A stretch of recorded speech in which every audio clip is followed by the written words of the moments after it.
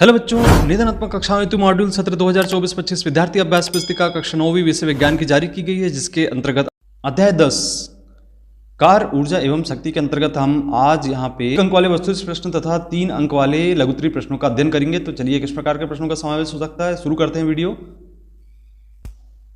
बच्चों यहाँ पे पहला प्रश्न हम देख रहे हैं कि कार्य का एसआई मात्रक है। तो यहाँ पे कार्य का एसआई मात्रक हम जूल से दर्शाते हैं और शक्ति का एसआई मात्रक दूसरा नंबर का प्रश्न है, तो इसे हम वाट से दर्शाते हैं। और तीसरा प्रश्न है कार्य करने की दर को कहते हैं, तो इसे हम शक्ति कहते हैं। चौथा प्रश्न एम द्रव्यमान की वस्तु v वेग से गतिशील है, तो इसकी गतिज ऊर्जा होगी तो 1/2 mv का वर्ग होता है। बच्चों ये गतिज ऊर्जा थी। अब स्थितिज ऊर्जा का प्रश्न अगला है। पांचवा एम द्रव्यमान की एक वस्तु पृथ्वी सतह से h ऊंचाई पर रखी है, इसमें संचित स्थितिज ऊर्जा की बात करें तो ये होगी mgh के बराबर। तो गतिज ऊर्जा स्थितिज ऊर्जा दोनों के मान आपको याद रखना है। इसके बाद छठवां प्रश्न है किसी बल द्वारा किया गया कार्य हो सकता है, तो दोनों हो सकते हैं, धनात्मक भी हो सकता है और ऋणात्मक भी हो सकता है। इसी प्रकार से 7 एक बच्चा किसी भारी वस्तु पर 10 मिनट तक बल लगाकर खिसकाने का प्रयास करता है, लेकिन वस्तु अपने स्थान से हिलती भी नहीं। इस घटना में बच्चे द्वारा किया गया कार्य होगा। तो यहाँ पे वस्तु चूंकि कोई परिवर्तन नहीं हो रहा है उसकी स्थिति में, तो शून्य होगा कार्य। अब अगला प्रश्न है 1 यूनिट विद्युत ऊर्जा का अर्थ क्या होता है, तो इसका मतलब होता है कि 1 किलोवाट होगा। बच्चों 9वां प्रश्न जैसे कि हम देख रहे हैं यहाँ पे अजय एवं विजय जिनका भार समान है अलग अलग रस्सों पर चढ़ना प्रारंभ करते हैं। और अजय को हम देखते हैं कि वह 8 मीटर चढ़ने पर 20 सेकंड लेता है और विजय 8 मीटर चढ़ने पर 25 सेकंड लेता है। दोनों के में किसकी शक्ति अधिक है, तो चूंकि अजय कम समय लेता है इसलिए अजय की शक्ति अधिक होगी। अब अगला प्रश्न है प्रश्न क्रमांक 10 जिसमें ऊर्जा को ना तो उत्पन्न किया जा सकता और ना ही नष्ट किया जा सकता है, केवल एक रूप से दूसरे रूप में स्थानांतरण किया जा सकता है। इस नियम को हम कहते हैं, तो यहाँ पे हम कहते हैं ऊर्जा का संरक्षण नियम। बहुत ही इंपॉर्टेंट क्वेश्चन है, ये आपको याद रखना है इसे। अब बच्चों यहाँ पे 3 अंक वाले लघुत्तरीय प्रश्नों के अंतर्गत देखते हैं। पहला प्रश्न है एक बैटरी बल्ब जलाती है, इस प्रक्रम में होने वाली ऊर्जा परिवर्तनों का वर्णन कीजिए। बच्चों यहाँ पे हम पहले प्रश्न का आंसर देते हैं जो कि ये लिखा हुआ है।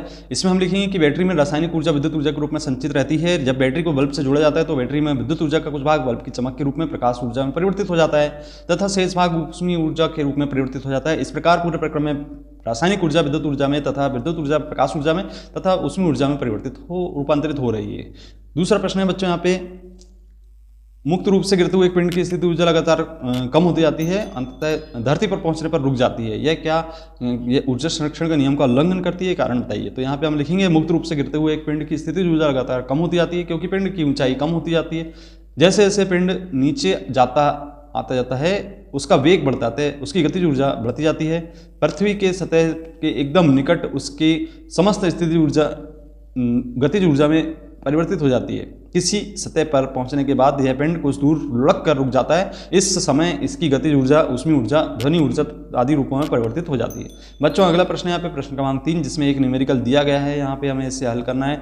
अब यहाँ पे लिखा है कि 40 किलोवाट एक बल्ब है, प्रतिदिन 10 घंटे उपयोग किया जाता है। बल्ब द्वारा 1 माह में खर्च की गई विद्युत ऊर्जा को यूनिट में परिकलन करना है। तो बच्चों यहाँ पे हम इसे कुछ इस प्रकार से हल कर लेते हैं। जैसे कि आप देख रहे हैं कि खर्च की गई जो विद्युत ऊर्जा है वह विद्युत शक्ति गुणित उपयोग किया गया समय का बराबर होगा, अर्थात यहाँ पे जो मान है हम रख देंगे 40 × 10 × 30 और यहाँ पे 12,000 वाट के बराबर हमें प्राप्त हो जाता है।